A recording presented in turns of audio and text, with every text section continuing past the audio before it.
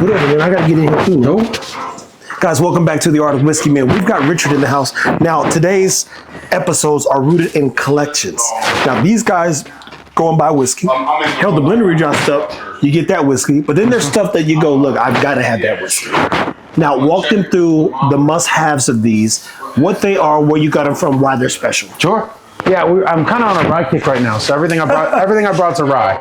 So this is Thomas H. Handy. This is from the Buffalo Trace Antique Collection that they do every year. The Buffalo Trace releases. This is their barrel strength rye. This one's from 2020, and I really like this one because it's kind of a little bit sweeter. And this is a Parker's Heritage rye. I think this was from I don't know, 3 or 4 years ago, maybe 5 years ago now. It was the heavy char version that they did. It's a little bit lower proof. I think it's 8 or 9 year. 8 year. I like this one. And then this is the Jack Daniel's Heritage Rye, or the 2020 limited edition rye that they did. I think they're doing another barrel strength rye release this year. I don't know if it's, I think I saw maybe it's Coy Hill this year, but it's Coy Hill Rye or something like that. I'm not sure. But these are fantastic. And then this one is a gift. I've kind of heard to be, you know, a little bit suspect of this company. Sometimes the stuff's really good. Sometimes it's like you just don't know what you're getting. I've had a few releases from them that I liked a lot. Like they did like a Faith and Conviction that I thought was pretty good. And they did another one called Immaculata that I thought was good. But as you can see, this one has not yet been opened. And it's another rye. And so we're going to crack it today and kind of get into it and see how it is. Okay. Now, Richard, what makes these special though? Like, you're a guy who has a whiskey nose. Sure. You're kind of a whiskey snob. Sure. Dang, bro. What's up, man? and you got the perspective. So walk them through like what makes it special, why you must grab this if you can. Sure. I always like these. Anytime you get a chance to get one of the handy ryes, I think they're awesome. This is one of my favorite years of the previous releases. I also like 22 and 23 a lot. I think 24 came in a little bit hotter, but this is just a barrel strength rye that is from Buffalo Trace. They don't have a whole lot of products that are barrel strength rye, so this is one of the only ways to get it.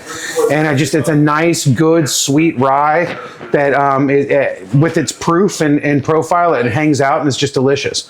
And this is one of the heavy char rye from Heaven Hill. It's just a little bit darker, and then the heavy char just gives it a little bit more of a different profile. I've always liked the ryes that I've gotten from Heaven Hill, like your Pikesville or your Rittenhouse, some of those. So anytime they do kind of like a special edition or try to show out on the ryes, I kind of want to try one and see because I'm a big Heaven Hill fan.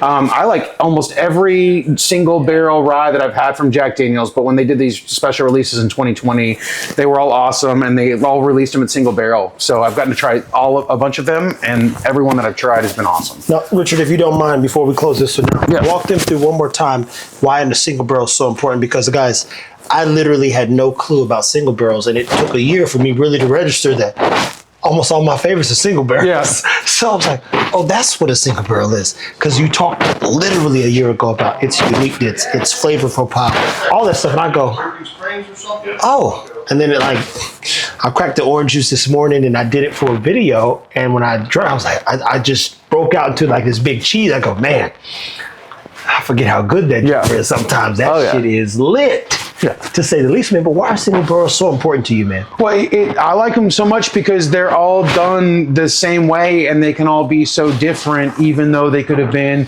filled on the same day, put in the same rick house, and right next to each other, and aged for the same amount of time. It's just every single one is just so different.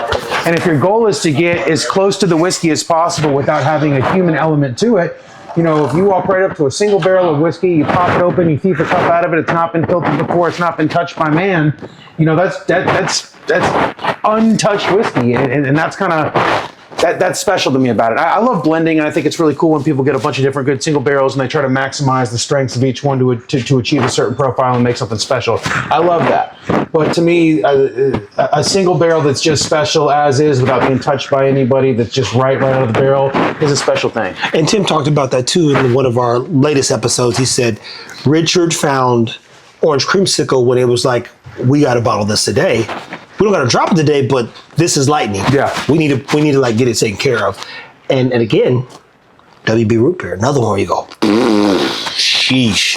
Single barrel, right? So big ups to Richard for helping articulate and teach me a little bit about the power of single barrels and its importance to both, I think, your whiskey understanding.